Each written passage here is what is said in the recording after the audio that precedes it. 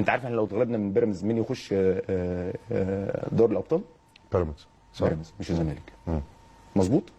لكن احنا في الاوضه بنقول ايه؟ مع بعض ماليش علاقه، زمالك يخش بيراميدز يخش، انا عايز اكسب، انا عايز اكسب. يعني حد مجنون يقول لك ايه يا عم مش مهم اطلع البيراميدز ولا حاجه، انا هخسر لعيبتي ليه؟ لكن انا بلعب على المبدا، لو تعارض المصلحه مع المبدا تمام؟ لا هختار المبدا. يعني غصب عنك انت كواحد بني ادم مش هتبقى عايز واحد بينافسك هياخد دوري، ده شعور اللعيبه ممكن، فمش هتلاقي نفسك بتموت نفسك، هتلعب لكن مش هتقتل نفسك. صح. في ناس يقول لك طب الاطراف اللي كانت شغاله في ماتش الزمالك والاهلي مش شغاله ليه في الاسماعيلي؟